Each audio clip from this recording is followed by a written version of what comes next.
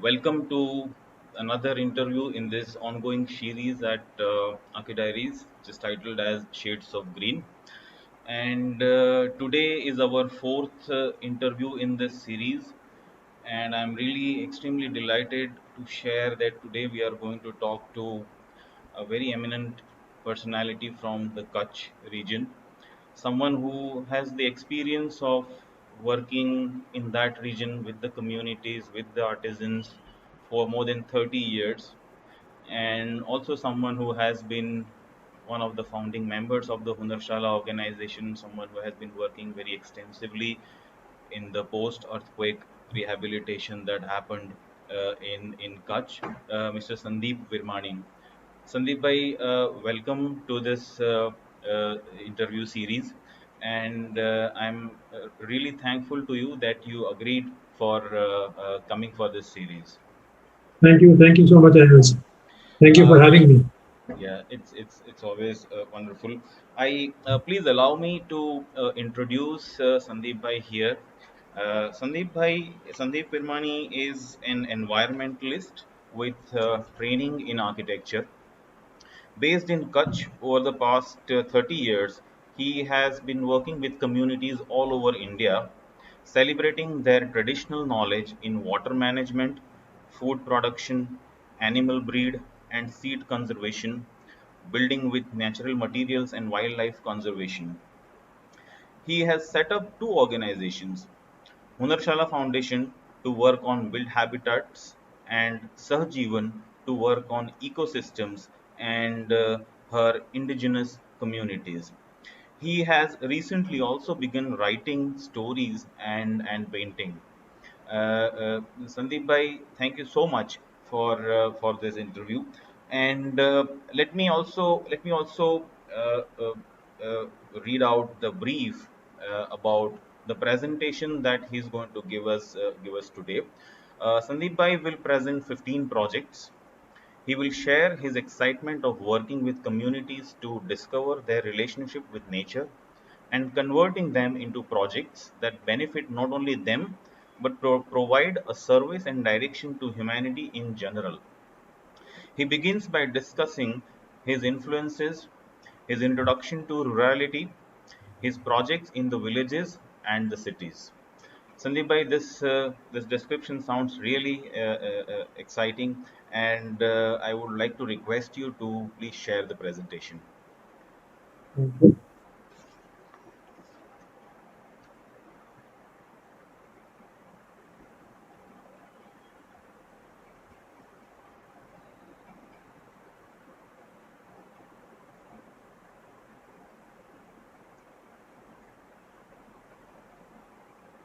Yes, can Yeah. we begin? Yes, Sandeep bhai. Okay, good morning, everybody. Thank you, Ayaz, once again for having Archi Diaries invite me for this talk. I am taking this opportunity to give you an account of my life in the last 30 years that I spent here in Kutch. And uh, I'll start with my early influences. I studied architecture in the Chandigarh School of Architecture. And the first person who really influenced me tremendously was Aditya Prakash. He was the principal of that school then. He was also the person who came back from London to work with Corbusier to help build Chandigarh. And 30, 40, 30, 50, 60, 70, 40 years down after Chandigarh had been constructed, he was invited to build the new capital for Haryana. So, as a young architect, I was still in my fourth year and fifth year when I started working with him, and he had a very nice approach. He would ask, we were three or four students, and he would ask us to go into Chandigarh and find out what is not working for this planned city. After all, it was a planned city designed with the idea of free India in mind. It was to be a typical Indian city, looking at modernity. So he was keen to understand that it should have worked for everybody who's living here and working here. So we used to go out into the city and we used to talk to The rediwalas, the push cart people who used to go from house to house selling vegetables, that why don't they have shops and why are they harassed by the police? We used to talk to migrants who had come in to build Chandigarh, and they were living in shanties. So those were actually the first slums that were coming up in the city. So a planned city should not have had any slums. We spoke to these dudhwalas who used to come from the villages around Chandigarh and supply milk to the people in the city. And we realized that there was a whole lot of people who actually used their hands, not just their minds, who were not actually invited into the city. And so we started designing what a real city, an Indian city, should really look like. And so this is one of the first plans that we came up with, where you had the sector approach, but you had a little village in the center of every sector. And this village would not only provide food, but it would provide services which are mainly done with the hands. So whether this fisheries, poultry, animal husbandry, agriculture, repairing, there's a whole grey zone that was developed. And that was a very fascinating idea. The whole idea of the whole concept was also very, very interesting. But this is what started taking me into a different reality of what India could be and what Indian architecture could be. The second person, of course, was Laurie Baker, who was a big influence on me. I left Chandigarh after my very first project, where I was disgusted working for a corporate, and went looking for people who were doing something in the villages. And I spent about 3 months with Laurie Baker. I was working on the IDS campus. This was the building that was still coming up at that time. And that was fascinating because I saw Laurie working with artisans in a completely equal way. I mean, I just worked with a corporate where the people on site who were working, the laborers, were treated so badly. And here was a person who gave so much of respect to the artisans to the extent that he credited them with a lot of the design interventions that he was able to develop. The third person whom I was extremely influenced by at that time was Mahatma Gandhi. I had just finished reading his autobiography, and he invited people like us and said that India lives in her villages. And if you don't understand Indian villages and Indian rurality, you won't understand India. So I had the opportunity at that time to come to Gujarat. And Rajesh Aharai had just been asked to help build a housing colony for Dalits in Golana, in the Khambat region. It was one of the first social housing programs of India, what was called the Indira Awas Yojana. And this was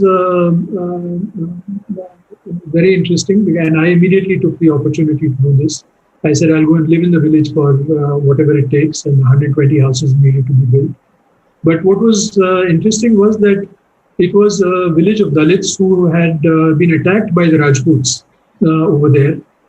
Because the piece of land that was given to them to build their village belonged to the government, but the Rajputs believed that it was theirs. And so they were extremely angry that these Dalits had the audacity to come and actually agree to make their houses over there. So they attacked the village and they killed 4 of their leaders. Almost 20 of them were in hospitals after that. And so when I arrived, it was a very tense, fraught environment where it became a very big issue in Gujarat. It was called the Golana Hatyakand. And there was police protection all around.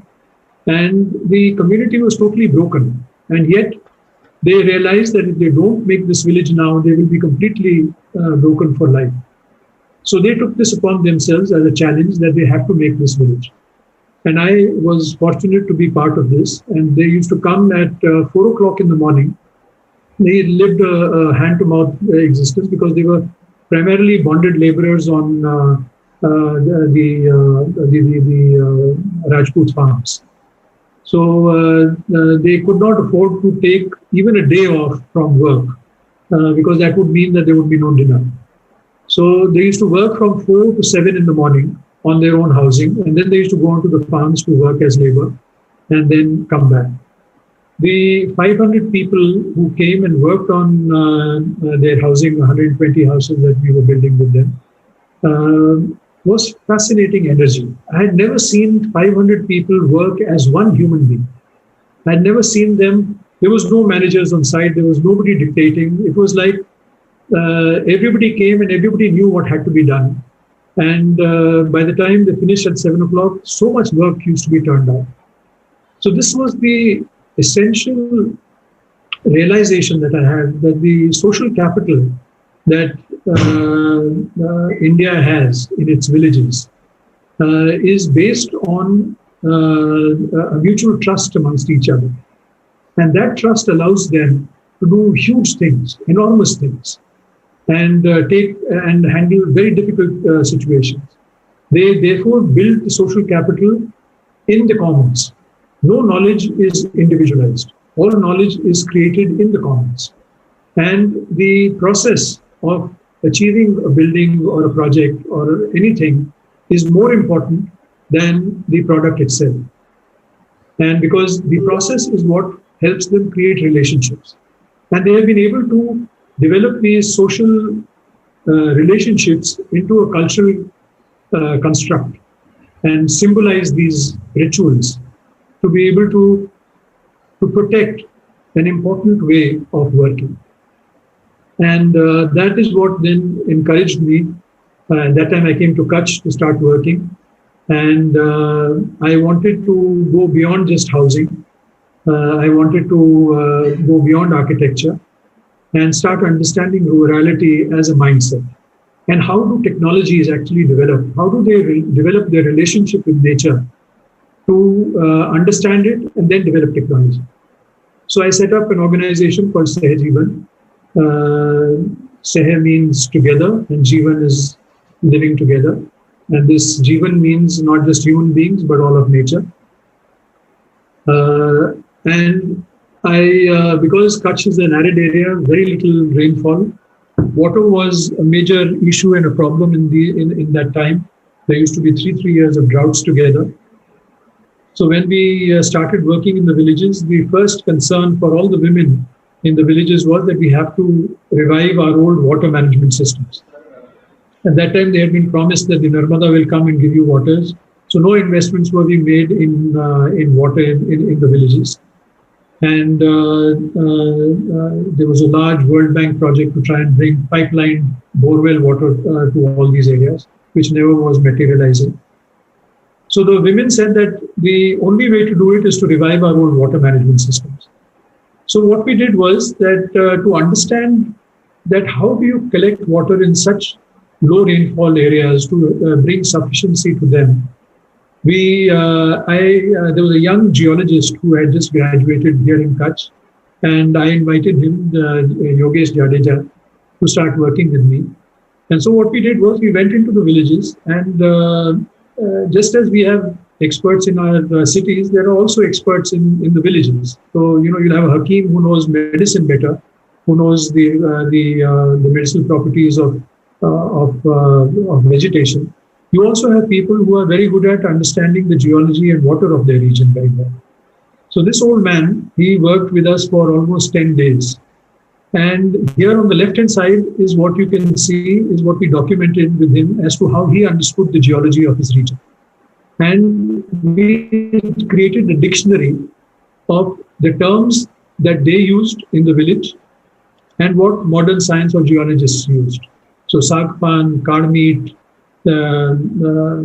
Danto, Kamp, Kamerai, all these were the words that they used, and our geologists kept putting the equivalent of the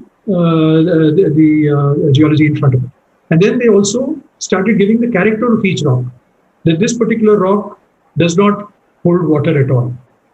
This particular rock holds water but releases it very quickly.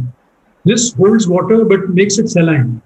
This holds water and can keep it even in a drought year.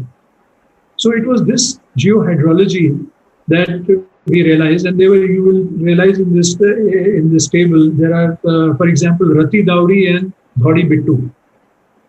Now, these are both laterites. In English, we have only laterite as a word, but they have two terms for it because laterite particles which are joined together by, are cemented together by one mineral is called Dhodi Bittu. Dhodi is white because it is white in color. And Rati Dowri is because it is joined together by something red, which is a ferrous oxide. And so after having done this, we took a transect across the entire village. And when we actually walked from the hills to the bottom of the village, this is the way we were able to understand the geology of that region. And then this old man, along with our geologist, we mapped not only the surface geology, but also the under surface of the geology. And you will see over here that the greens are all saline formations because Kutch has been formed under the sea. And the pink, yellow, and gray are the formations that have come up after the sea, after the landmass came out of the sea. And therefore they are sweet. So the saline areas here in the section you can see goes underneath the sweet formations. And so if you make a well from the top, if you puncture the saline formation, your entire well will become saline. But if you just stop before that, you will get sweet water. So this is the way we mapped the entire geology of the village. And then we made a well in the sweet zone, made a talab, a tank just above it so that the water can percolate and come into the well. And below that, we made a subsurface check dam. It was just, we dug into the river horizontally and put a lot of clay into it so that the water that comes down will stop over there. And then in that well, within the first year, we got sweet water. And this sweet water became a major talk of that entire region. And we were able to then put a solar pump. At that time, solar energy was very new. I'm talking about the early 90s. And we made our first well, which was connected with a solar pump, which was connected to the village. And the village had enough drinking water for the entire year, not just for the year, but also through a drought year. This is a concept then that was taken up on a larger scale, and we convinced the government that we cannot keep waiting for Narmada all the time. We have to develop our own local solutions, and more than 100 villages then developed their own geohydrological solutions.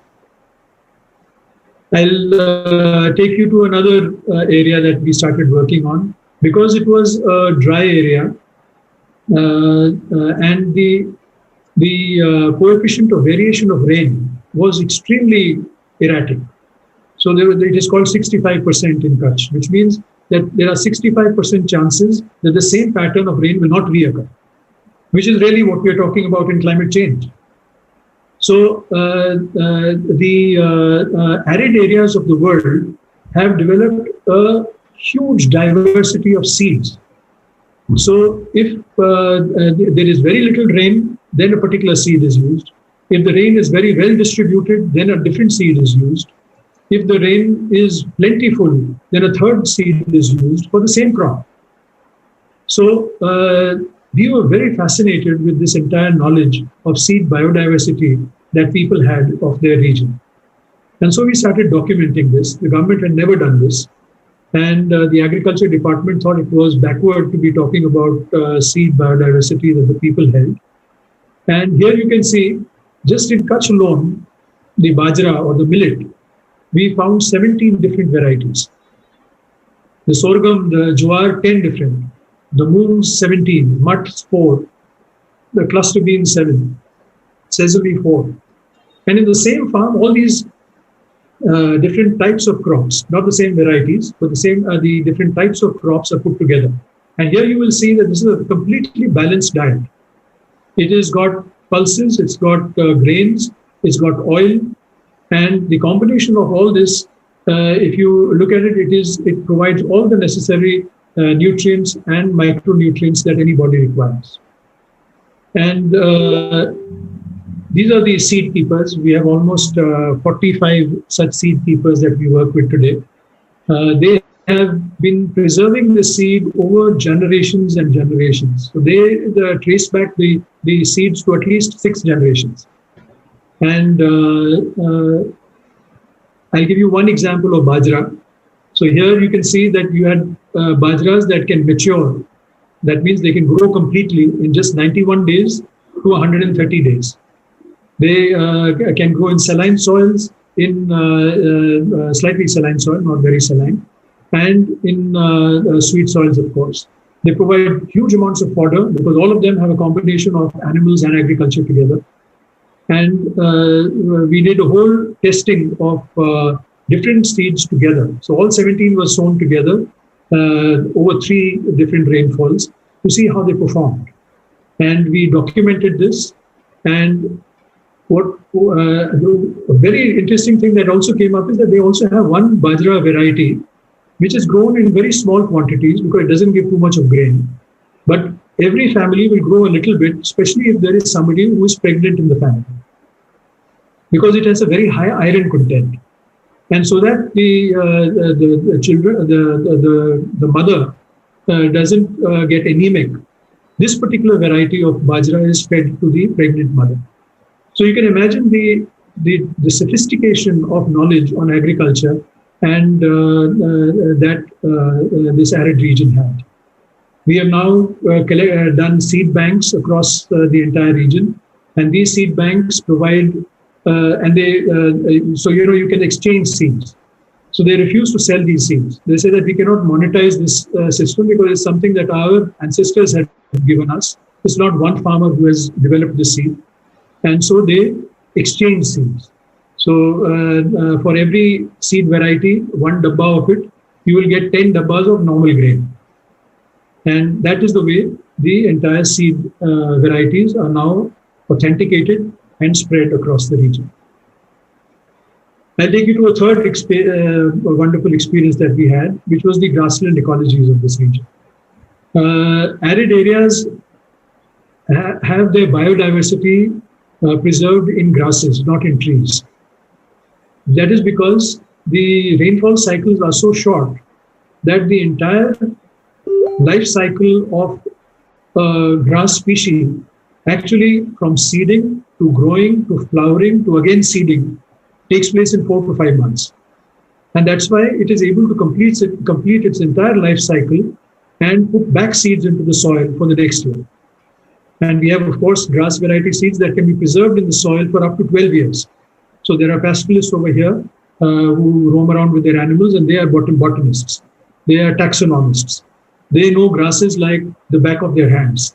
And not just of their own region, but because these pastoralists roam from one ecosystem to another, there are pastoralists here called the Devaria Rabaris, who take their goats and sheep from here all the way to Chhattisgarh and back in 9 months. So they travel 40 kilometers a day after day, and they traverse at least 6 different ecosystems, and they know all the grass varieties across these 6 ecosystems. So this was fascinating for us. So we sat down with them, and this is a region called Bandi, which is about 2,500 square kilometers, where these pastoralists live. And these are the Pakirani Jat, the Dhaneta Jat community that are buffalo breeders. They're excellent there. They also, in another region, have camels. And so then we started doing a mapping exercise with them to understand how do you map grasslands. We have learned how to map forests, but we still don't know how to map grasslands. So we sat down with them and we started documenting it. We wanted to understand how do they recognize grasses. So they identified about 12 different dominant species, and each dominant species was put into one category.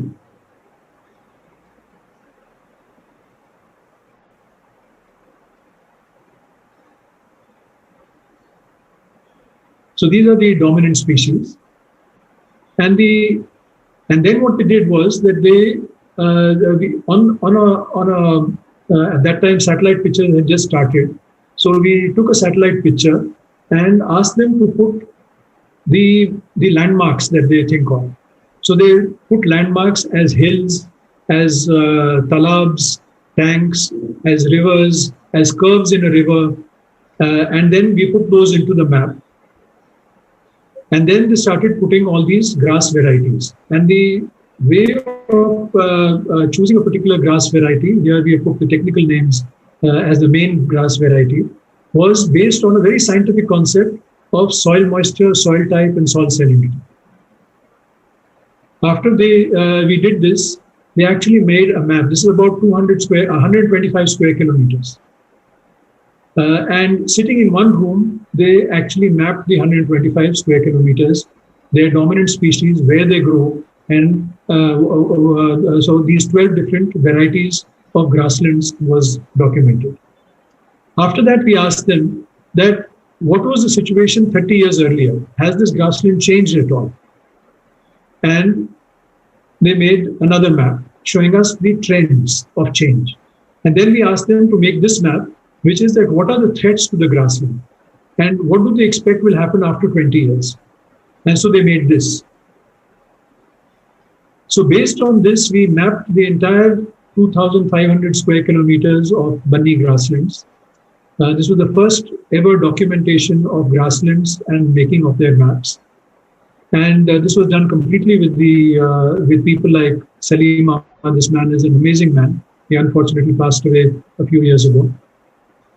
And then we started reviving their grasslands. The grasslands had been degraded over a long period of time. This tree that you see at the back is called Prosopis grilliflora or Gandabava, which had been introduced by the Forest Department, and it had ravaged havoc into the grasslands. So we started removing them, we started storing seeds, and we started reviving them. And these are the kind of grasslands that we have been able to restore in the last few years.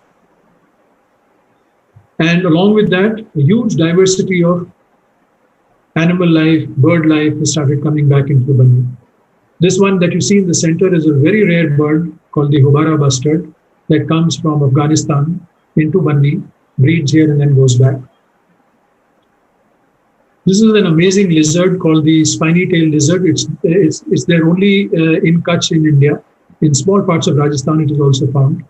And it's a fairly big lizard. It's looking small over here. But it's also the only lizard that takes care of its young. And it's a vegetarian. This is the only lizard that only lives on the grasses of the Banni. It's a very endangered species that we are reviving now. There are two different types of foxes. Very rare to have two different foxes together in one area.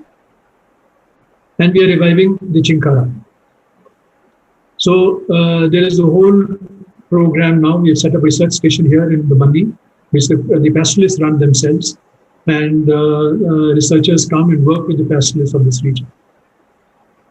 I will now take you to another very interesting aspect, which is called because this entire grassland is mainly, the top 2 or 3 feet is sweet water, sweet soil. The soil underneath is completely saline.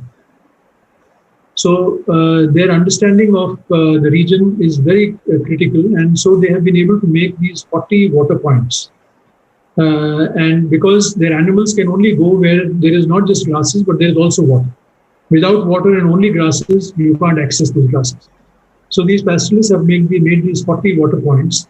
And the system is, so there's a big water tank. And after the water tank dries by the summers, they make these little wells called virdas into their tanks. Each pastoralist has their own virda. But the custom is that you will invite a abat. And an abat is a term used when somebody calls the rest of the community to help him do something in the building process. So I'm showing you this of how the abat is done for making a well, but the same abat process is done for making houses as well. So the custom is that during the year, if somebody has had a fight with some other family, or has had some misunderstanding, it is very important that when you call your abat, you have to invite that person to come and help you make that well. So the system goes that everybody will collect around where the well has to be made. And that person, if he has not come for the Abad cannot begin. So what they do is, they realize that that person is very angry, he is still not coming. So they will send the elder of their family, the oldest person of their family, to please go and invite him. If that person is very angry with you, he will even turn back the old man, saying that, no, I am very angry, I am not coming. And then this person sends the youngest girl, little girl of their family, to say that Kaka ko bula ke leke aao. And they say that when that little girl goes to the person who is angry and says, Kaka, please come and help us make our well, his heart melts and he cannot stay back, and he comes. And then they all together start making the well. This is how they make their well. They use the grass and the sticks of that area. The Abad starts in the morning, and by the evening it is completed. And a trough like this is made for the animals to drink water from, and this is also completely made in mud. And then from there up there, where all the buffaloes are waiting, they come and drink their water. After that, everybody gets together and they cook a meal, and they all eat together from the same thal.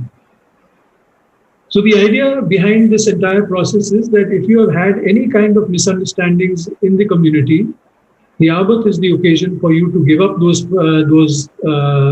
your egos. And the first responsibility of somebody is to invite the person with whom you have had a fight. So you have to really forget about your ego, become humble, and then take this whole process forward. I will now take you to another community called the Fakirani Jats. These are a very unique community that has come all the way from Afghanistan. They are camel breeders, and they are a very colorful people and a very beautiful people. They came into Kutch about 400 years ago.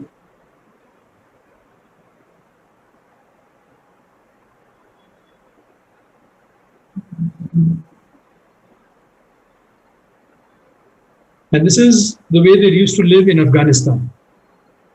These are called pakhas, and they use leather, the camel leather, to make the roof, and mats from grass reeds to make their homes. But what is unique about them is that they have been able to breed a camel. Now, a camel is basically an arid animal. That is why they are found in Afghanistan, Sindh, and in Kutch and Saurashtra and Rajasthan. But this is an animal because along the entire coast of Pakistan, near Karachi, to Kutch and to Saurashtra, you have also another ecosystem of mangroves. And this is the only place in the world where you have mangroves and an arid ecosystem adjoining each other. Otherwise, normally, mangroves are found near rainforests. So they have been able to develop a desert animal that lives off the mangroves.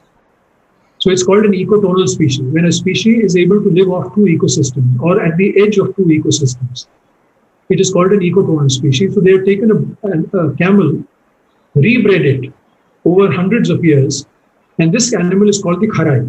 So we have here what is called the Kachi camel, and we also have the Kharai camel. The Kharai camel actually lives much longer. It's got a lifespan of about 35 years as compared to a Kachi camel that lives only about 15 to 20 years.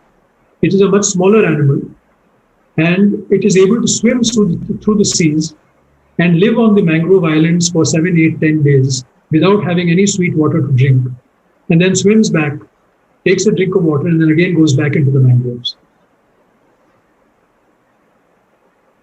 So the Fakirani Jats have become also a very specialized community that only lives with these camels and only roams with these camels.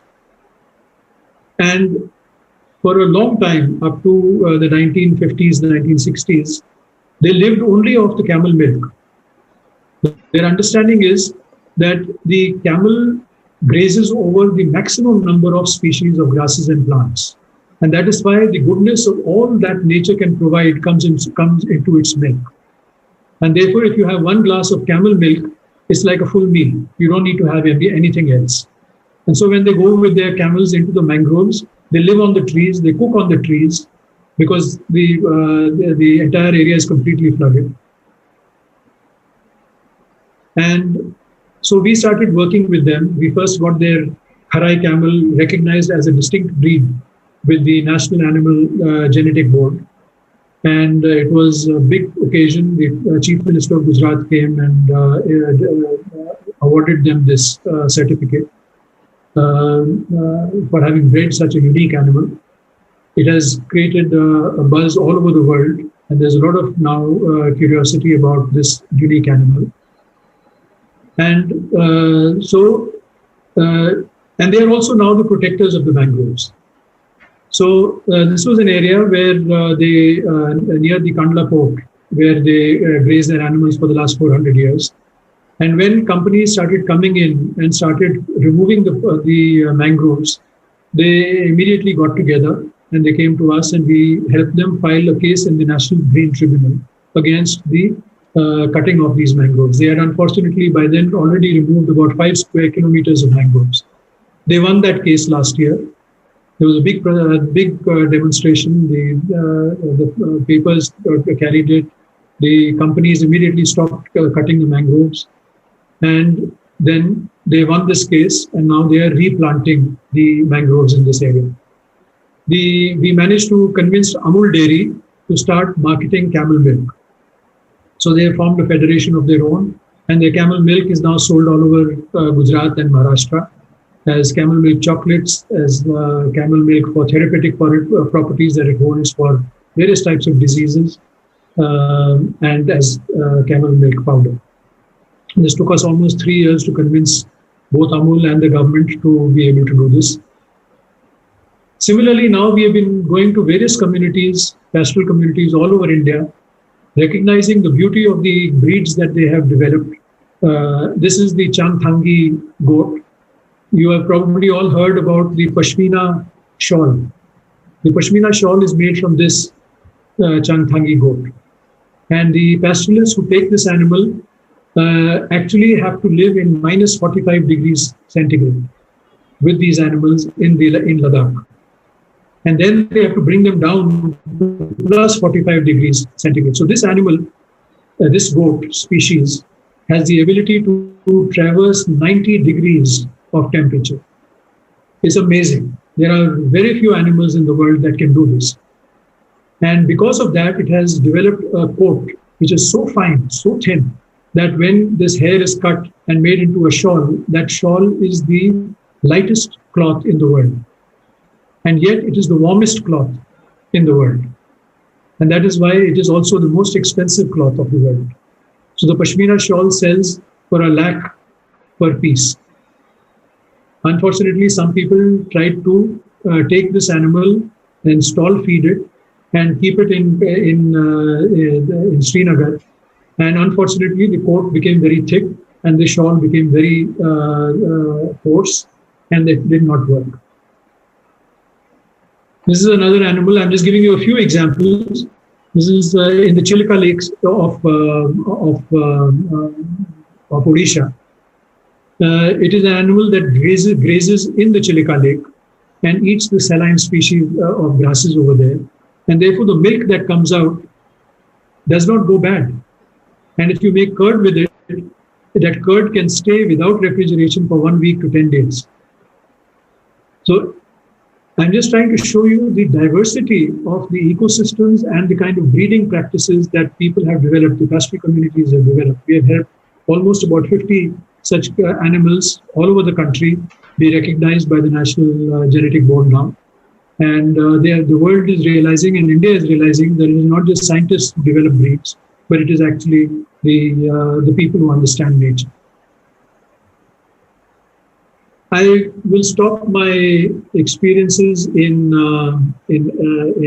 all this and come to architecture and housing now. It was important for me to share this with you because all our understanding on architecture has developed based on this kind of work that we have done with communities. on how they understand a principle of nature, convert it into a social construct, make it into a cultural symbol, and then live off that for hundreds of years in harmony with nature. And so we've done the same thing in architecture. After the earthquake, we set up Hunarshala, and these are bhungas or circular homes of the Banni region again. And what was surprising was that while in Bhuj alone, more than 7,000 people died, thousands of buildings, highly engineered buildings collapsed. In the Banni, none of these bhungas broke, not a single one of them. And so engineers who were structural engineers who had come from all over the world to help after the earthquake were fascinated. So we went and asked the Meghwal community that builds these bhungas for them as to why is it that the bhungas survived. So what they explained was that the bhungas came up in the Banni region after the 1819 earthquake. Till then, they used to live in square houses. But they started making circular houses after that earthquake. And the reason for making circular houses is that a circle, because in an earthquake, when there are lateral thrusts, when there are vertical thrusts, the building doesn't break. But when there are lateral thrusts, the walls start collapsing and then the roof falls down. So in a circle, there are no corners to break in a lateral thrust. And that is why the circle is very stable and allows the earthquake forces to rotate in the circle and then go into the ground. So we helped about 1,200 such bhungas be remade after the earthquake. And this was completely done by women. The women of this region took the responsibility for getting this entire construction done. And these are the kind of villages that came up after the earthquake.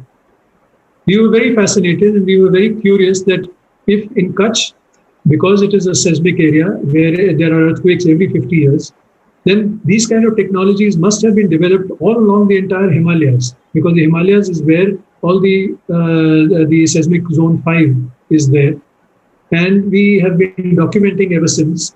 Like in Kashmir, you have isolated foundations, you have dhaji walls, you have in Uttarakhand, you have containment reinforcement with stone walls where there is no cementing used, where just mud is used.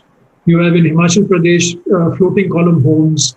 In Spiti, you have rammed earth homes with corners reinforced with wood. In Bihar and Northeast, you make bamboo homes. And all these are techniques to make sure that earthquakes do not break their homes. And we are still documenting a lot more. I'm sure we have only started this documentation.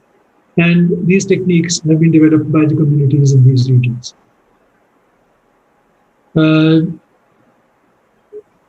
We at that time, because this bhunga was being celebrated so much, we worked with them and developed a resort called the Sham-e Sarad. It's a very famous resort now in the Banni, which was built as bhungas. It's completely run and managed by the pastoral community there. They have a turnover of about 50, 60 lakhs every year. And the community uses this money for community development.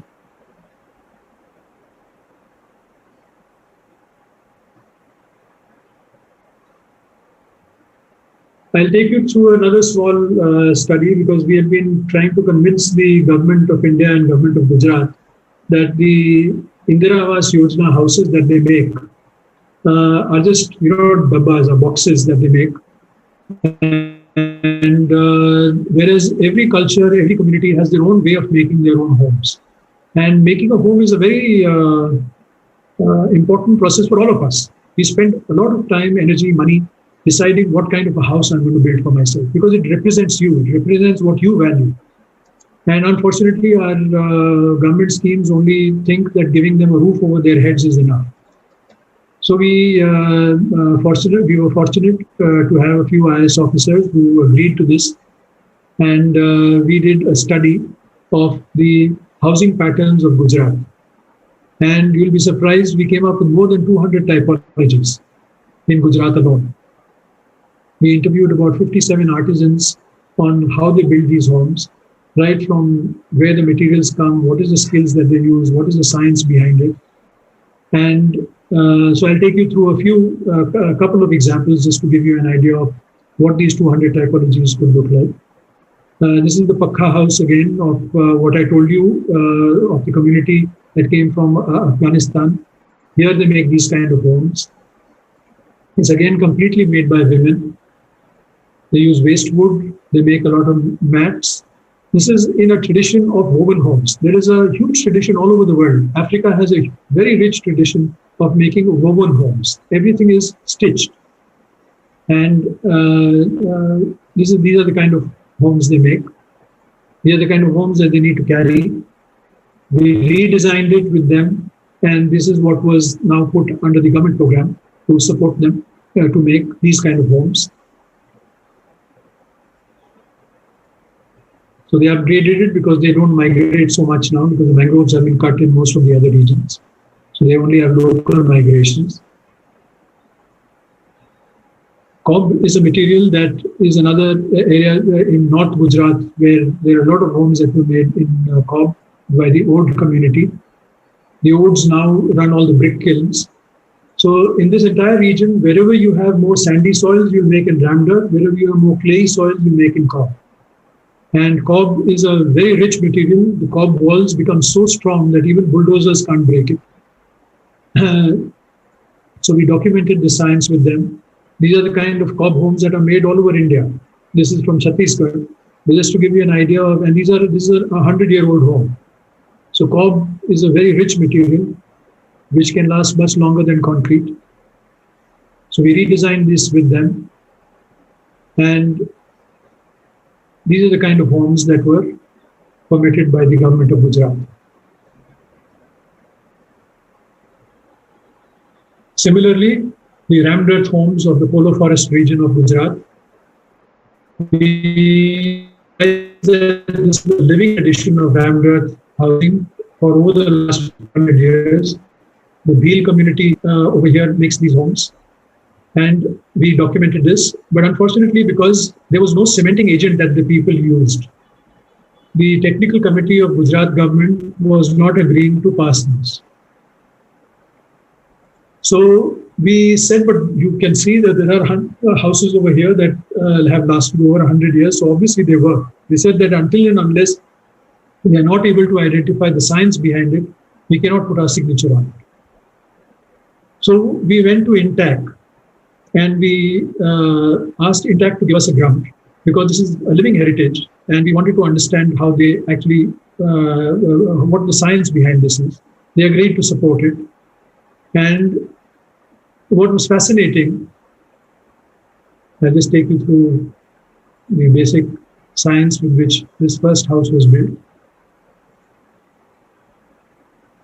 This is the Polo Forest Aravalli region where this was built.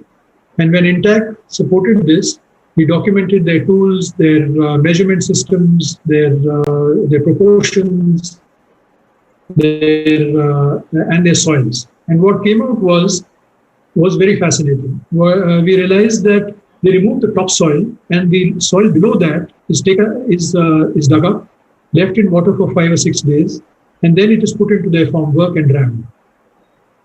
What was interesting was that these were laterite soils, and this laterite has iron in it.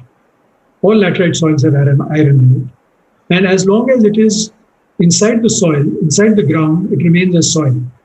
But when it comes out in contact with oxygen, it starts oxidizing and starts forming iron hydroxides. So Fe2O3, Fe3O4. And Fe2O3, Fe3O4 are actually binders. They work like cement. So they cement the different sand particles and work as a modern rammed earth wall. So when they put the rammed earth, the soil onto the wall, it is still soft. But over a period of 1 or 2 years, it cements and starts becoming rock. So what you find, say, in Goa as laterite rocks was originally soil like this. And you have a great tradition of making laterite homes in Goa. This is possible all over India, wherever you have laterite soils. So these are the rammed earth artisans from that region. We brought them to Kutch. We took some laterite soils from Kutch. And here you can see they made a wall using both the soils. On the left is the slightly dull colored is the laterite soils from Kutch, and the other is what they brought from their region. Now we are standardizing this for all laterite regions all over India. I'll now take you to another bamboo housing program that we had done in Bihar after the Kosi floods. They make bamboo homes, and bamboo is something that they live with. So from birth to death, they have a lot of customs and rituals developed around bamboo. I will go through this a little fast because some of you may have seen this kind of work that we have done before. These are all bamboo homes with wattle and daub. So we studied the strengths and weaknesses of the region. This is a Zone 5 multi-hazard region with high winds, floods, and earthquakes.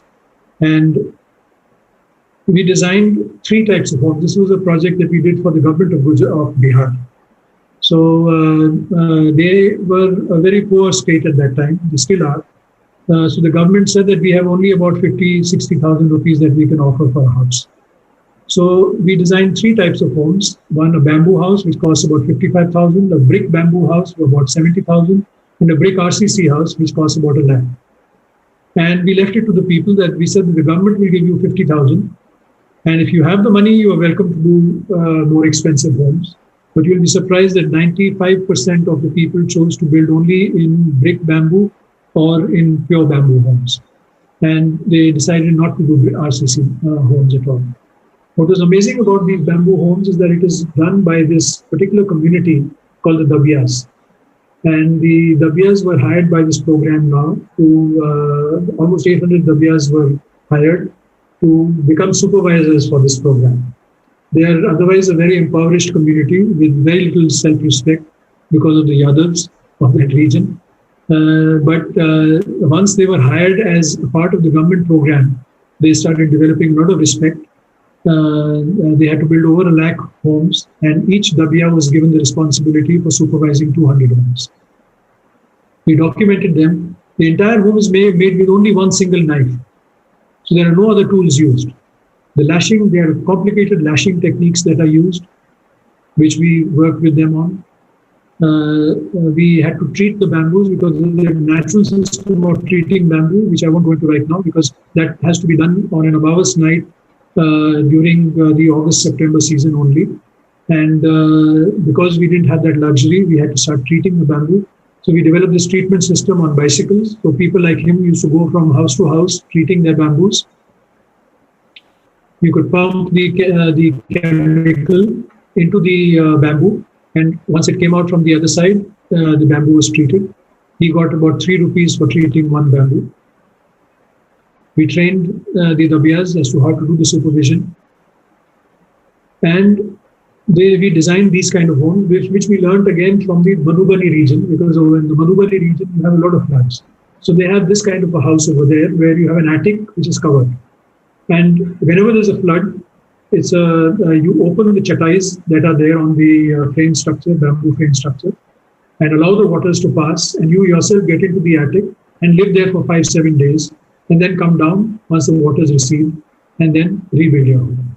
So this is attic home made in bamboo.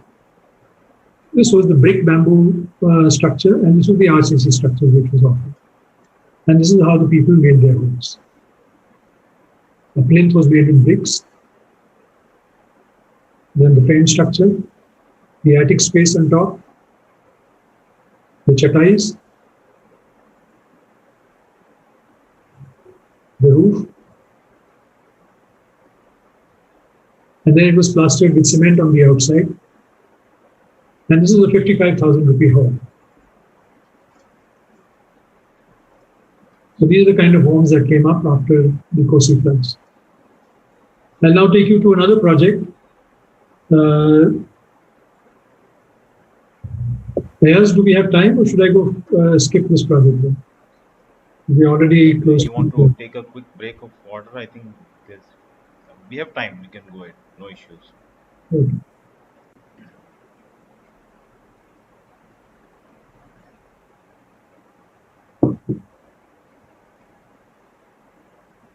So this is in Uttarakhand.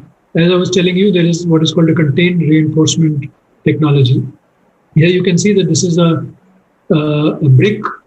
stone structure with mud mortar. But on the side, you can see a wooden member. So even on the front, you can see these wooden members. So what is done is that they hold the entire wall between two vertical wooden members and then join them in between. So it holds the wall in case of an earthquake. And because Uttarakhand has a lot of earthquakes, these were the kind of homes that were built over there. These are all contained reinforcement technology. So in Nepal, when there was an earthquake, we had the opportunity to work with these nuns. These are Tibetan nuns who live on the border of Tibet and deep inside Nepal. And they run a nunnery over there. And the only thing that they do is they pray for the freedom of Tibet again. And they face Tibet. There's a river in between, so Tibet is on the other side, and they have formed this nunnery here. Similar nunneries are there along the entire Tibet border, where they are continuously praying ever since the 1950s that one day Tibet will be free again of the Chinese rule, and they will be able to go back. So there were 200 such women, and we had a discussion with them as to how, and it was so remote that you could not think of any transporting any material there. So some young architects and engineers from here went and lived there for a year to help them build their houses. These were the kind of drawings that were done. And the same Uttarakhand technology was introduced here, but with steel wires. This was the only thing that we brought in from the outside because the Tibetans did not want to use wood. It's prohibited by the Dalai Lama to cut any wood in that region. So the bands were made with this technology. The mud and stone walls were made. Instead of vertical wood, these vertical wires were put. This was actually tested by this technology was tested both here in Gujarat in the Nirma College and by the government of Nepal in Kathmandu. So a shake table test was done to see whether this technology works. This is a technology that has been developed by Professor Jagdish based on the Uttarakhand example. And then the women would plaster it. And these were the kind of homes that they built.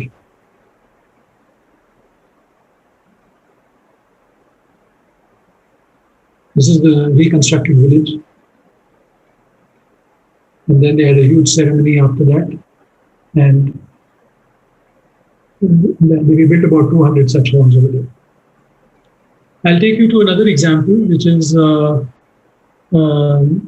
something that we recently did after the Muzaffarnagar riots. Some of you may remember that in Uttar Pradesh in 2014 there was a major riot in which the Hindus attacked the Muslims of that region, and more than 5,000 Muslims were thrown out of their villages, their ancestral villages, and a lot of them were killed. We went there to help them rebuild their villages. Can you give me a small break? I'll just get some water from this.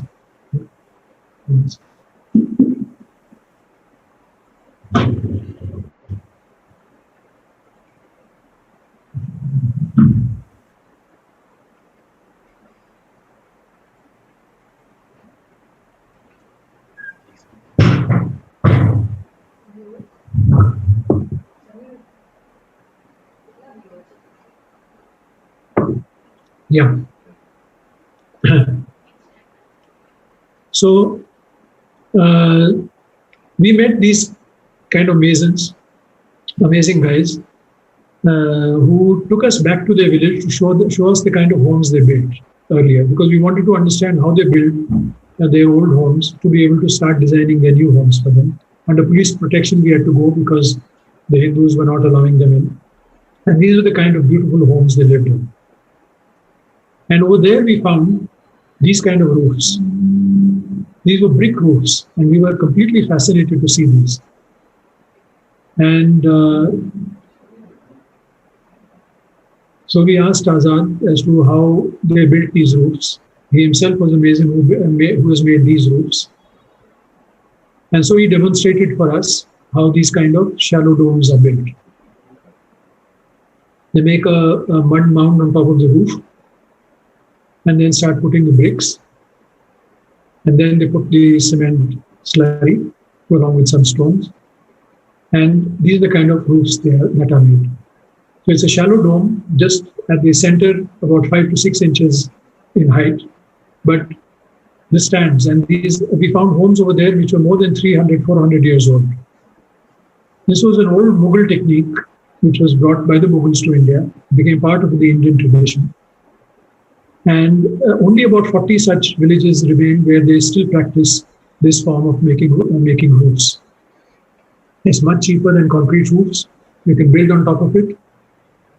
And the main thing is it's completely a green roof. This is a mud roof that we have made here in a slum housing project in Bhuj. And you can reduce the steel in a house by 70% by making roofs like this.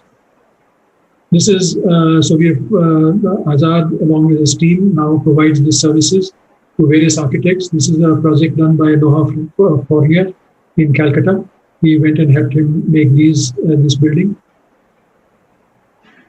And on the other side in Haryana, you have just one family left that is able to make these kind of roofs even without any shuttering at all. So they start the roof from the corners and they bring it together in the center, again with only 7 to 8 inches in the middle.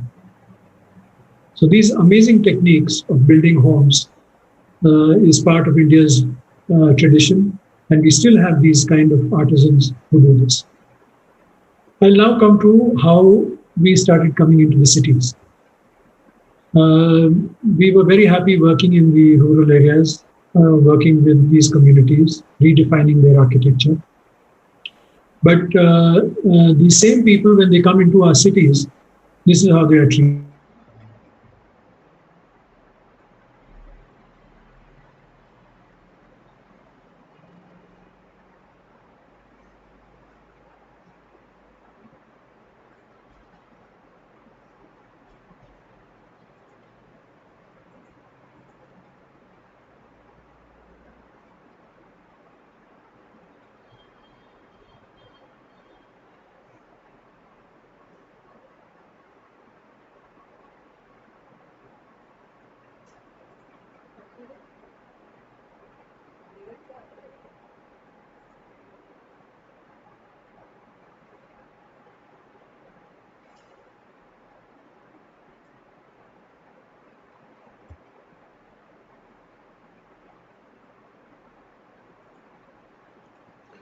We'll just wait for Sandeep Bhai to join back again. It seems there is some issue with his network, and we'll resume with his presentation. So please bear with us.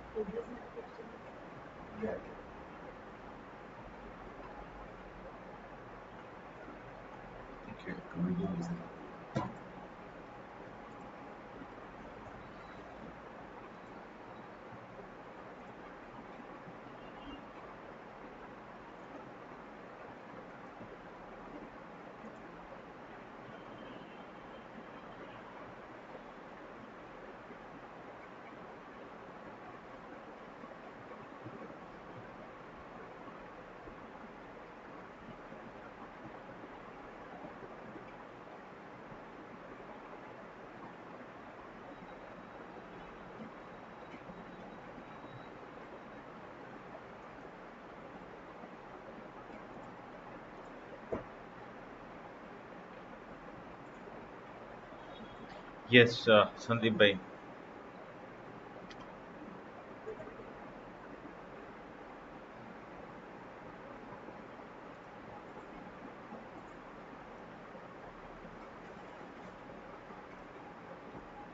You'll have to unmute yourself.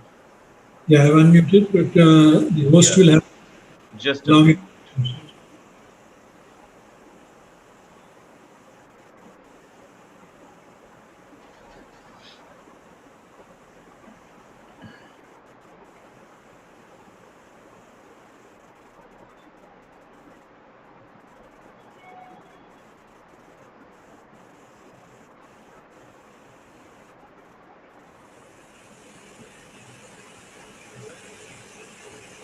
Yeah.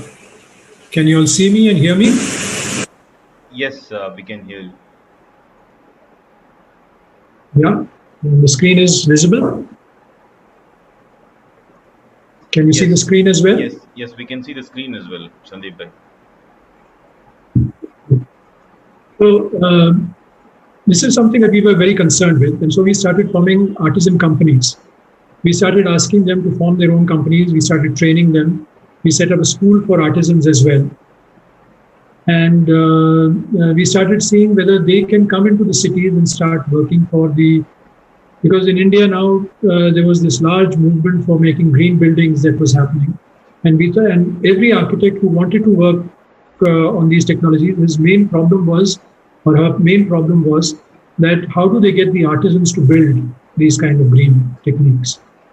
And so we asked these artisans that they understand this technology so well, can they upgrade themselves and provide these services in the cities?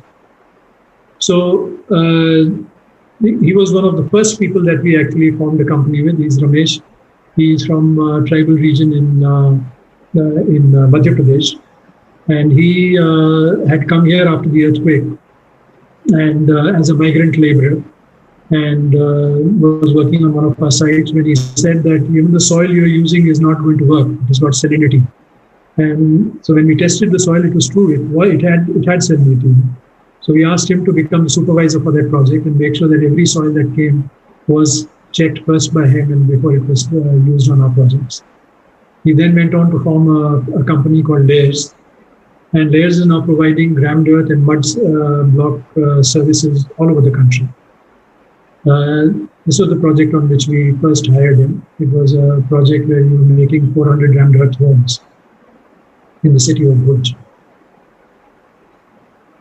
This is our own office where he has done a lot of work.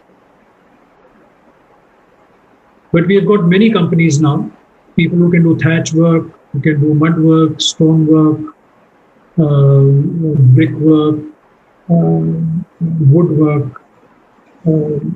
These are rammed earth walls done from waste materials from China clay factories and tile factories.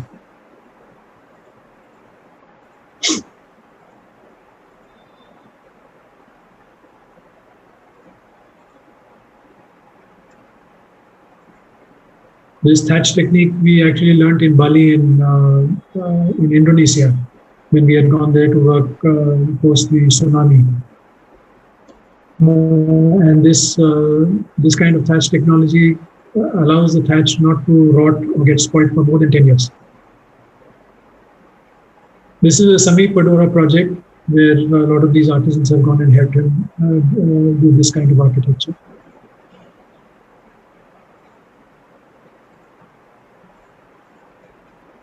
This is a project that Professor Chaya has done here in Bhuj, in Kutch.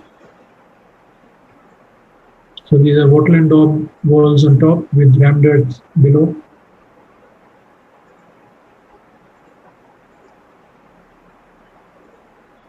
These are lime plastered. This is another project done in Jodhpur for a school. So now the system we try and follow is that we will go and study the requirements of the building, and we will try and see that the artisanal skills as well as the materials come from within 30 to 50 kilometers around that site. So all this has been done in Jodhpur from the regional skills of that area. These are all lime walls, there, which is a very great tradition in Jodhpur. The entire building is done in lime mortar.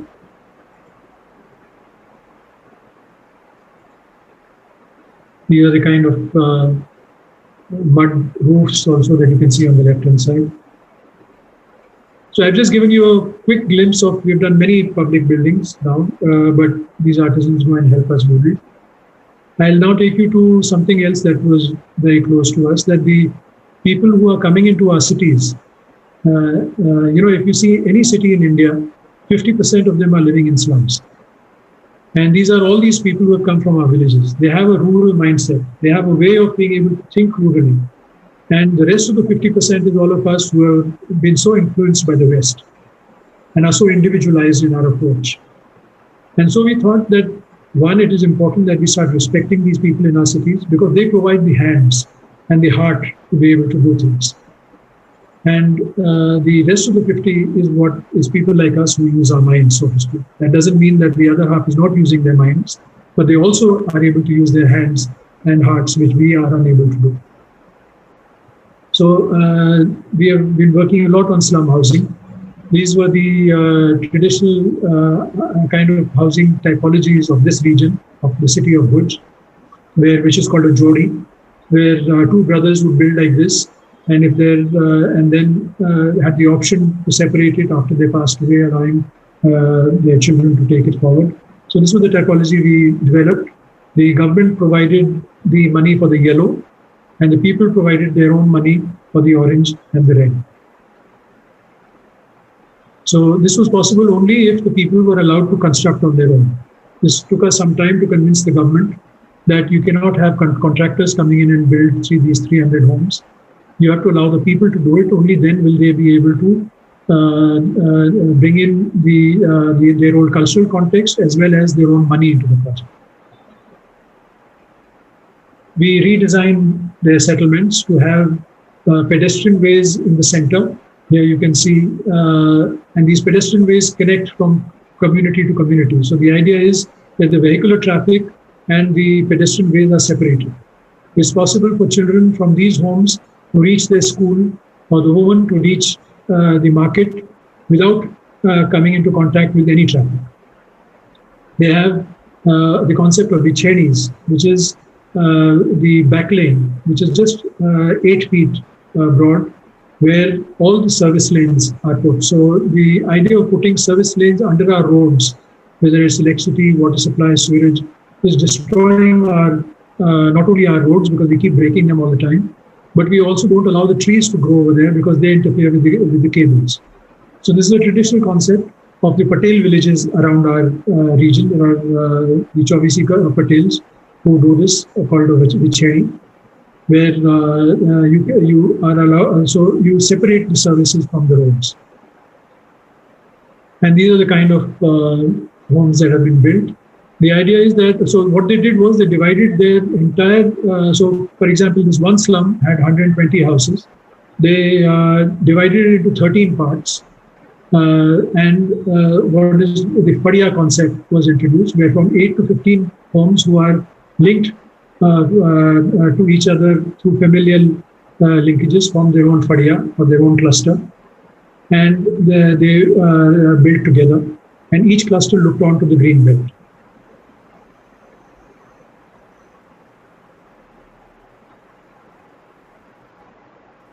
There was provision for them to be able to keep their animals, do work from their homes, and these are the kind of homes that they have built.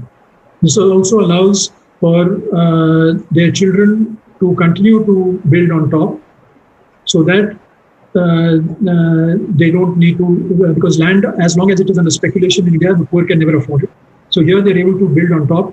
They can go up to 3 stories and make these kind of homes. These are 2 homes, what is called a Jodi.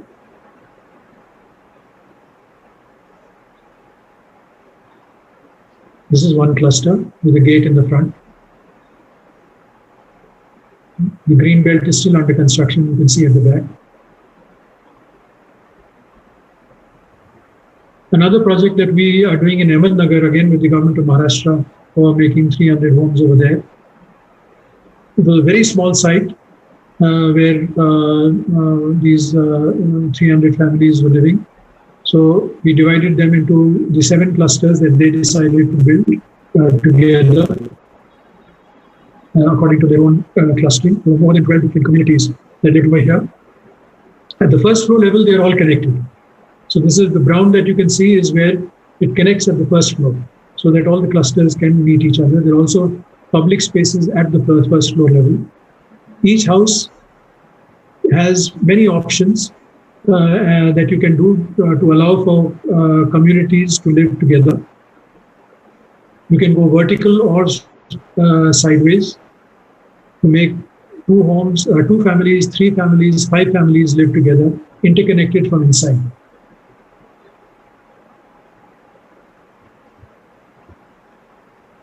These are the kind of homes, and this project is still under construction.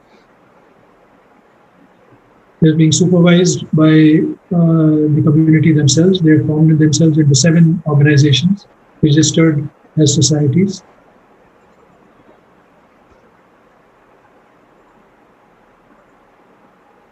The construction has just begun, but unfortunately, because of COVID, they've had to stop for some time. We also run a Karigar Shala for the young artisans. It's a residential program where they can live here with us for 1 year. They learn not just how to build, but also learn design. They learn how to read drawings. They learn how to quote for projects. They learn about environmental issues. They learn poetry. And this is the Karigar Shala, which has almost entirely, about 80% of it has been built by the students themselves over the last 10 years. So every year we have about 25 graduates who come out of this.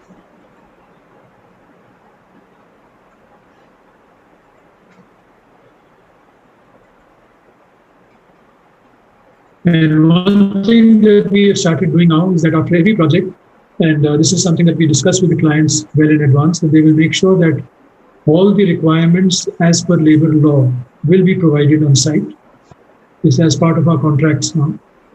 And at the end of the project, just as we recognize the architects and engineers for their contribution, all the artisans will also be recognized for their contribution to that project. I'll stop here. Thank you very much, James.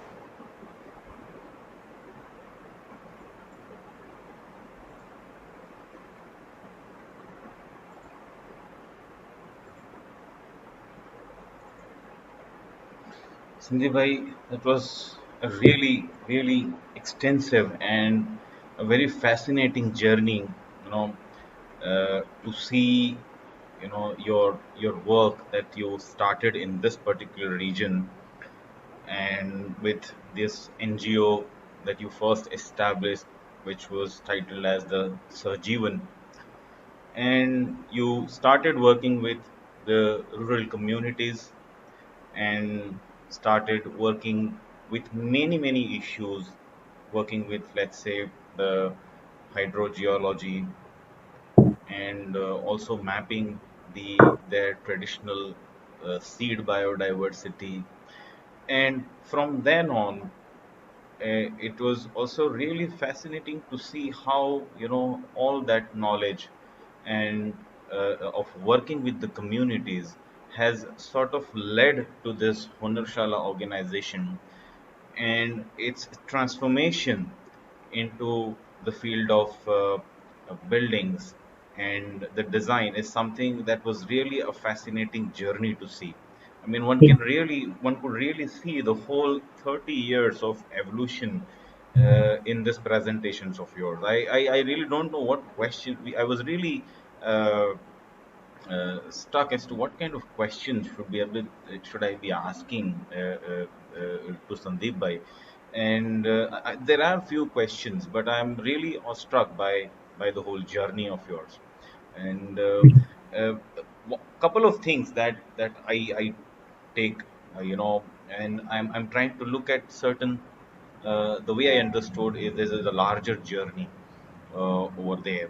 And there are certain continuous themes that one finds, there are certain continuous processes which are there, no matter whether it is a field of hydrology, where we are trying to solve the issues of the drinking water of the pastoral communities, or whether we are trying to restore the seed biodiversity for the region, or whether we are talking about the field of housing post earthquake.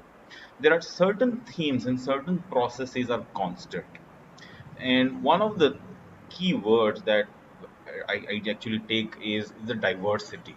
If I were to actually look at any of this, whether it is the seed, we are talking about the seed biodiversity, whether we are talking about the species of the cattle, and there is a biodiversity diversity involved in there.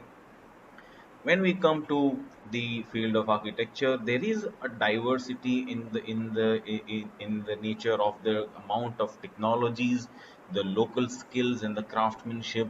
So what I have actually understood is that the first thing one has to realize in the field of this rural community development is that there is a great biodiversity, there's a great diversity involved in there.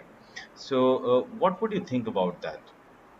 You're absolutely right. As what I realized over the years was that India has huge number of ecosystems. So, you have the coastal ecosystems, you have the mangrove ecosystems, you have the arid scapes, you had rainforests in the south, you have the Himalayan ranges with 5 different types of ecosystems over there. So the diversity of ecosystems has also given rise to a diversity of thinking processes. Yes. And that is why communities all over India have been able to understand the principles by which their own community, their own ecology works, use it for their advantage, and have been able to develop a sustainable system of living for hundreds of years. And even today, I travel anywhere. You can go 50 kilometers and you'll find something new in India in terms of the techniques, the understanding of knowledge that communities have developed over here. And we have two systems over here. We have what is called the caste system, and then you have the tribal system. So caste-based societies have specialized. So the Dalits of our country are actually all the artisans of this country. They are the artists of this country. They build, they do leather work, they have been the service providers to the upper castes. Whereas tribal communities have a completely different way of looking at the world. They try and grow up their son or daughter by saying that you have to learn how to do everything. You should know how to make a well, you should know how to make a house, you should know how to farm, you should know how to take care of animals. So these are, and very few people know about the second category. It's a folk way of thinking. It's like folk music versus classical music. I give this example very often because the caste system is like the classical music, whereas the tribal systems are like the folk music. They are concerned with how. They're not necessarily concerned with getting the note correctly. Whereas the classical architecture, if you will notice, will be very detailed. And they believe in permanence. They believe in a ritualized system of doing something. It's like their Kriya Kand that they do even in their religious customs. Whereas the folk architecture is ephemeral. It's not built to last. They know that life does not completely, constantly changes. So don't try and fight nature, just go along with it. Learn to adapt with it. And that is why they have always had a much deeper relationship with the forest. Whereas the caste-based societies have transformed forests into farmlands. So it's a very different, very interesting cultural diversity that we have. We have communities that I found in the Gangetic area who will not be farming on the same location every year. The jhum cultivation in many parts, they will keep roaming so that they allow the forest to regenerate. So it's a and it's fascinating. Unfortunately, our governments have only recognized the classical forms, Yeah. and huge knowledge and understanding of the tribal systems is being used. So pastoralists come under that system.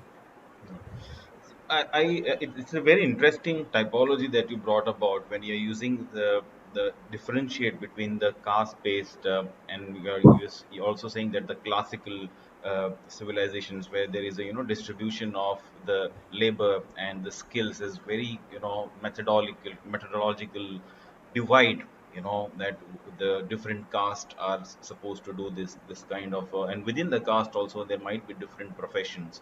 And on the other hand, in the tribal societies, there is a sense of temporariness, ephemeral. It's a different kind of a worldview, and that reflects in the kind of buildings that they make. And this is something that I was completely unaware of, the tribal part that you said. What I have as an architect have been taught or have understood over the years, that when I use the word classical, the image and the classical and the ephemeral, or the classical and the vernacular. In the classical, we sort of tend to club the classical architecture, like the palaces and the stuff that is usually traditionally built by the architects. So let's say there was architects involved in it, and the ephemeral part or the vernacular part is where the cities, where the old cities, and there was a different approach in it. So there was not necessarily any architect, but there was an evolved system, and there was a mystery. There was a craftsman, master craftsman, who sort of built the house for you. So you did not go to an architect, but you actually went to a mystery, and he would actually build a house for you. But this is a third category, which I think I have actually come to realize what you said. When you go to the tribal region, there is a different category altogether, which actually doesn't fit in any one of this. Is that what we are trying to say? You're right. So and what's lovely about this form of architecture is that they are mystics. And even Onachala's architecture is very influenced by that more than the classical forms. And uh, they recognize that we don't know many things. And that is all right. We don't need to know everything. It's a very different way of approaching the world. Yeah. And I found in Bihar in one corner homes. I have a photograph also of that, where they will plant a particular tree. They'll plant 9 trees to make a rectangle. And as the trees grow, once they reach a certain height, they will start pruning it over there and allow only one branch to continue to grow. And so this height becomes the columns of the house. And then they make the entire house over this, and the branches actually cover the entire house. So if you look at the house, it's got a green canopy, and the living trunks are actually the columns of the house. Oh, that's So, fantastic. amazing, isn't It's it? amazing. So you So see you're this literally kind of growing your house, actually. absolutely. Yeah, and then that's something that is it's something completely new to me. And like as I said, we are accustomed to think about only the classical and the vernacular, but this has actually opened up a whole new world of typologies that you are saying. I related to this. I have a question, and when I was also looking at the title that you gave for this talk, and you have chosen the title, the vocabulary of an Indian architecture. So, would you, because we are talking about the diversity, we are talking about the technologies that change from place to place, the communities change from place to place. So, there is not a type a vocabulary, but there are probably many, many vocabularies of possible Indian architectures that one can approach. And you have actually managed to found and successfully attempt one such let's say approach towards Indian architecture. Yeah, so there is an underlying principle that runs through all these communities. Now, they will all, like I explained, the Abhat process, you will find that everybody, all these communities have been able to make the entire building process an opportunity for developing the social capital of their village. Uh, I found this in Bhutan, I found it in Kutch, I found it in Tamil Nadu. So, however diversely placed they may be, however diverse their ecologies are, but this is an underlying principle that you find everywhere. Similarly, the ephemeral nature of their architecture, that it must change, it must decay, it must die, allowing for newness again. So the Shami resort that we've done, they literally change it every year. After the monsoons, they will change certain fencing. They will change the whole Lipan will be done again. They will change the grass somewhere. They will add something somewhere. So whenever I go there every year now, I find it has changed. It's not the same building trying to hold on over there. And this is so important for us to be able to learn how to live with nature.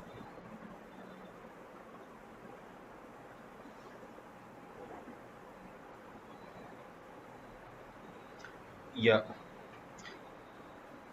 Am I audible to you, Sandeep bhai? No, I lost your voice for a moment. Yeah, now I can hear. Yeah. No, so I agree with you. So there are certain underlying principles that are constantly found in all this, and that's why I think I don't know whether you did not include that post tsunami housing that you did in Indonesia, and so now we are talking about certain approaches, let's say, which are probably applicable for, let's say, global South. I mean, which in that sense, we are not only talking about an approach that is valid only for the context of India, but there are certain processes, let's say, for example, participatory design approach, the diversity part that we talked about. And with these approaches, you can invent, or you can invent a lot of such vernacular architectures depending upon the context that you chose to intervene. You're absolutely right. Right from Afghanistan, we did some evaluation for a lot of vernacular architecture in Afghanistan as well. In Indonesia, we built about 3,000 houses. And in Iran, we went and worked for some time. The entire East has this entire, what I'm talking about, this folk architecture, or folk approach to architecture, this can be found across these regions. And I suspect it was there even in Europe and in the Americas. But this entire way of thinking scientifically, so to speak, scientifically, bringing everything into a monetized economy, has completely changed these cultures. So I believe that in the 16th, 17th century, the entire world was probably like this. But it has been transformed through capitalism, and we have lost a lot of this.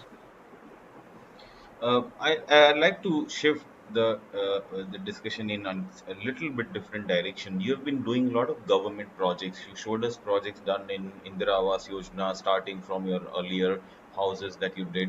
Then you've also showed us the projects done in PMAY, rural, lot of typologies that you built. And I'm sure you must have been dealing with a lot of bureaucrats with whom you are discussing this. How is your experience with with the bureaucracy, with the government procedures have been?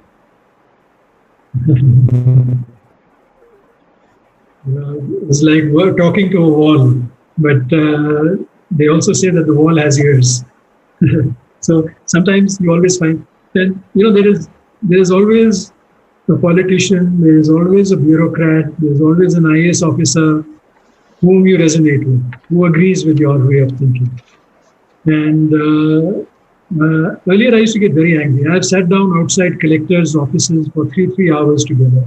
I've taken appointments with secretaries and sat down outside their office for 6 hours together.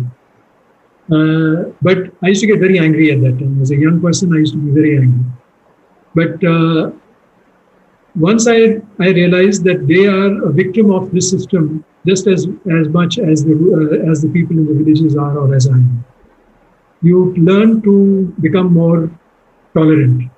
You are able to understand that this IS officer is also only a victim of his own upbringing. And I've had people ask me for bribes all the time. And earlier, again, I used to get angry about it. Now I take him for a chai and tell him that this is the only chai he's going to get as a bribe from me. And they become friends and they change. As long as you are not going to get angry with them and empathize with their situation, they are willing to work with you at a humane level. And they transform. They know how to work differently with somebody like me and differently with somebody else. When I tell them that I have nothing to lose, all that will happen is that I will not get this project. But you will be transferred, I will still be here. And I will work with the person who comes next after me. I have that patience. And then things change.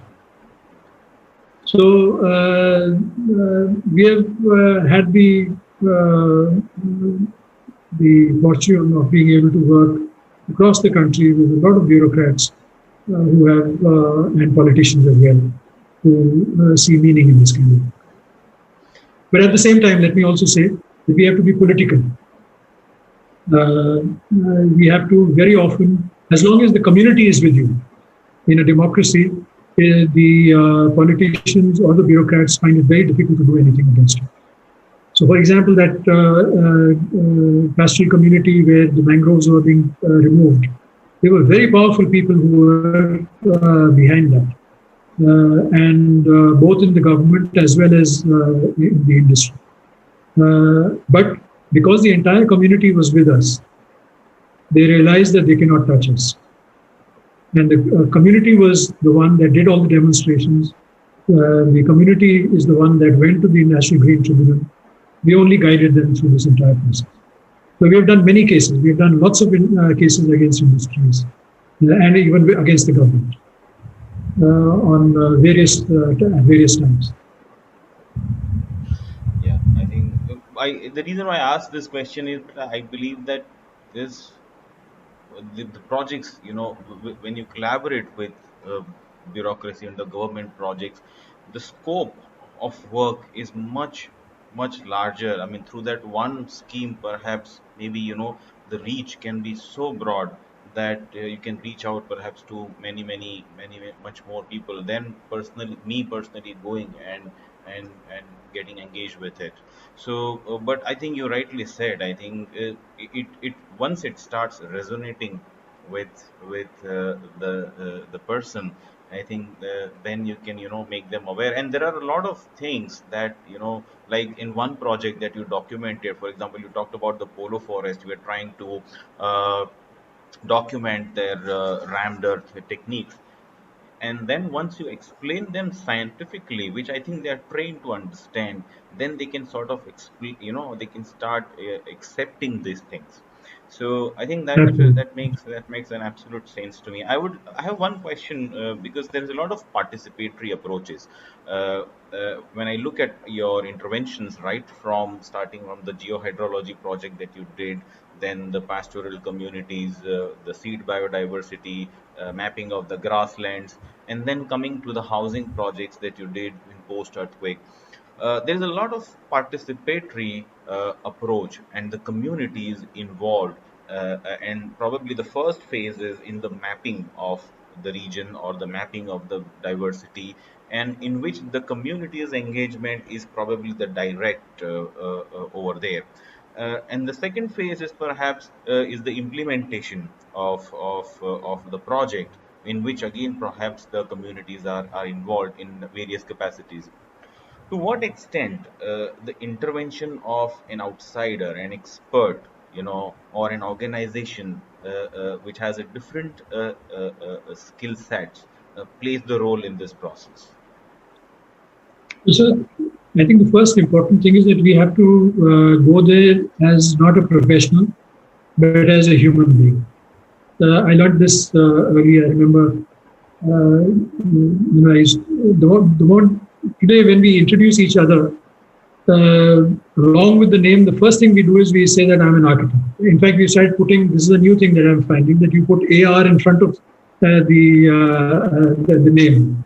So what you're trying to basically say is that you're an architect first and then a human being. And because our ego is rests with our qualification. And in rurality, or even at home, when you're talking to your own family members, they're not interested in what your qualification is. They want to understand what kind of a human being you are. Your uncle or your aunt or your grandmother or even your child is not interested in what great achievements you have made professionally. But what they are very keen on understanding is whether you respect relationships. And so when we go into villages, the first thing we do is we only develop relationships. We begin to start appreciating what they have. We become aware to them of greatness that they have always had and have recognized. And then they open up immediately and they form a bonding with you. And then when you start discussing professional matters, there is a very different trust level that you have been able to develop. And therefore, you are able to then achieve a great amount of work with them. I remember when we first went into the Banni region, and we found this amazing buffalo that they had, which used to graze in the nights on its own, had tremendous drought resistance properties. We said that this breed needs to be recognized by the nation. And they said, but what will that do? We have had this for 400 years. I mean, it's a nice animal, but big deal. Why don't you work? And even outsiders used to tell us that why don't you work on their economic upliftment? I said their pride lies not in their economies, that is their weakness. Their pride lies in the knowledge that they have created. You and me, if we feel proud of the fact that we have done a particular building so well, and if somebody comes and does not even notice that, and says, no, you need a lot of other things that will make you a better human being, you get irritated. So this entire approach that I'm going to go into the villages and tell them that they don't have so much is self-defeating. But the moment I told them that you have a fantastic buffalo that you and your ancestors have bred, and the world needs to know about it. For the first time in the National Bureau of Animal Genetic Resources, it was the first animal that was recognized as a distinct breed brought up by a community. Otherwise, always agricultural universities were recognized for the development of animals. 100 genetists from all over the country got together in their annual function and asked the people of me to come up onto the stage, and they all clapped for me. And these Maldharis, these pastoralists came back home completely transformed. They said, my God, we had no idea that we are sitting on something, or we have developed, our ancestors or our knowledge systems have developed something that can be recognized by the world. And after that, the kind of relationship they have had with us, they said, you didn't work on our economies, you worked on our knowledge systems, on our pride. And after that, the kind of relationship we have had with them has been able to achieve so much. We've developed a social capital with them, which is enormous. Right now, we are fighting an NGT case of the pastoralists having put a case on themselves. It's a unique case where some of the pastoralists have started farming in the grassland. So the community has got together and said, we put ourselves that we are spoiling our own grasslands. The judge laughed when he came in the Supreme Court when he heard this case. He said, I've never heard a case where the community comes and says, please stop us from doing something wrong ourselves. So, that is the level of trust that you're able to develop. And then you can do many things together. Yeah. So, in a way, as an organization, I think if I compare it with, let's say, it's like a directing a play. You are at the backstage. You're never coming onto a stage. You are just trying to see what is the potential of each actor, and then recognizing a script for them and making the play happen by itself. It's more like a street theater, kind of an experience. So Nice. Yes. your role is kind of becomes more like a directing a street play kind of a thing. But you never go and perform, but you are you just happily making sure that certain relationships get established, and each actor gets gets his or her chance to say what he or she has to say. So but before I start engaging with the actors, I need to know what are the potentials of each of them. So I think that is what you said, that you first I need to establish a connection and make them aware that look, this is what you have, and it must be mapped, it must be documented, and it must be presented to the outside world as well, because it is important.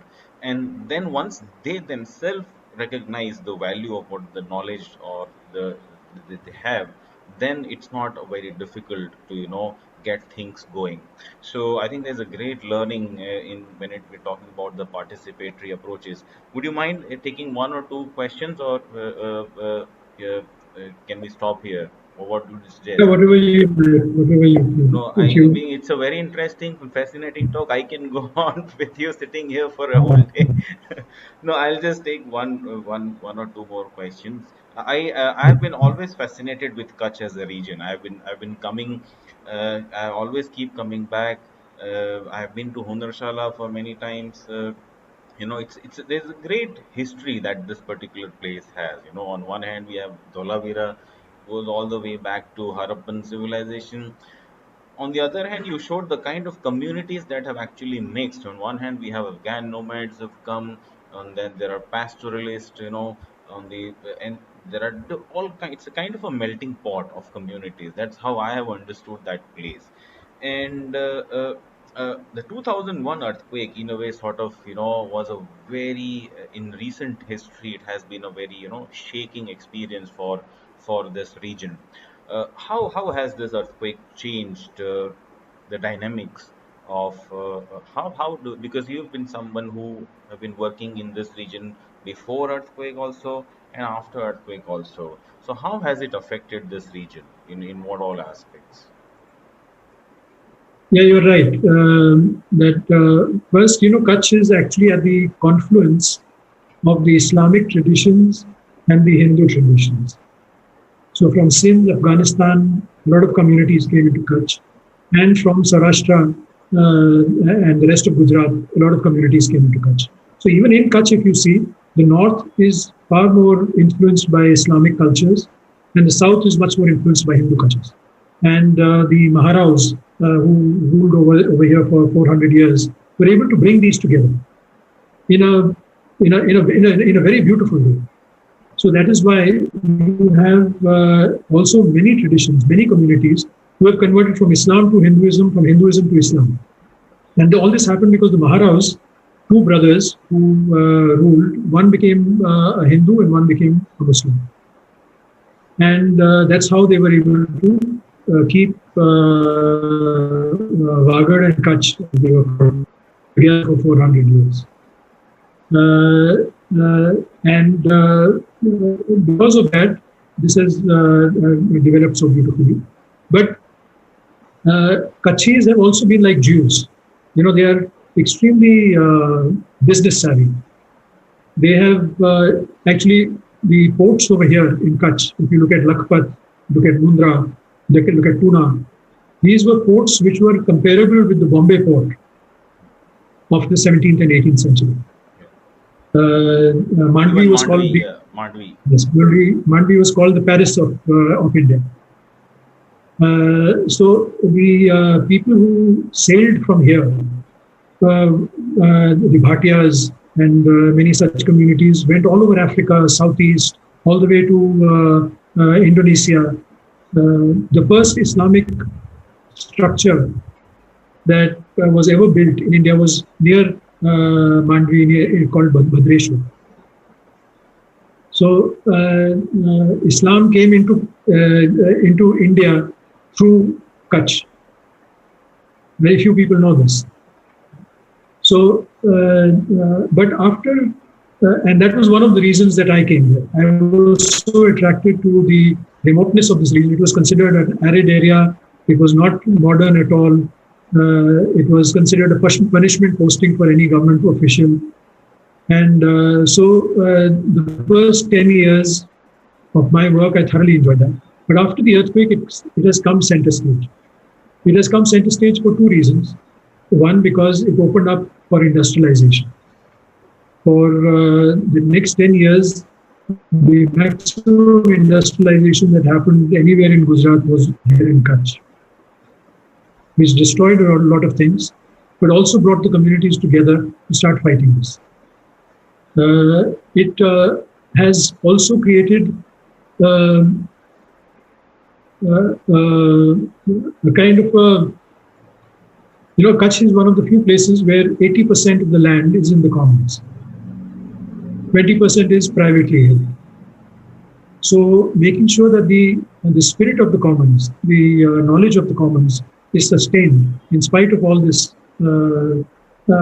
changes is something that a lot of people are now beginning to realize. What is also very interesting is that the limits of the industrialized world are also being realized. People are realizing that our cities have been built very badly. COVID is the last straw in it. But before that, pollution was becoming a big problem. The way we were developing slums in our cities were becoming a big problem. People were realizing that modernization, the way we have been talking about it, is not necessarily the solution to the future. And there's been a lot of reflection that is happening, even in our colleges today, where people are realizing that we need to look at our own traditions. The last 50 years, 60 years, we thought talking about tradition was backward. Today, talking about tradition is fashionable. And that is why people love to come to Kutch and celebrate that as well. So Kutch is really schizophrenic at the moment. It has fantastic traditions, but it also has huge modernity. So it's a very interesting time. The next 10 years will tell us how it develops. Yeah, I think Sandeep bhai, thank you very much. This was really a fascinating presentation. Whole lot of aspects that we have seen in the presentation, and along with the presentation, even the discussion, I think you opened up on a lot of things which are which added a lot of value to the presentation, and your personal experiences of dealing with peoples and bureaucrats and all kinds of people. So on the whole, I think it has been a very fantastic experience personally for me, for all the people who have been watching, to know to how to take a different look at this whole process of what we call as architecture of building housing. And the building housing is not only building housing, but it is essentially building communities, is something that a lesson that we are as architects, that we need to take forward. And in that sense, there is a great learning over there. Thank you so much, Sandeep bhai, for this interview Thank you, and your. Ayaz. Thank you so much for being so patient with my very long presentation.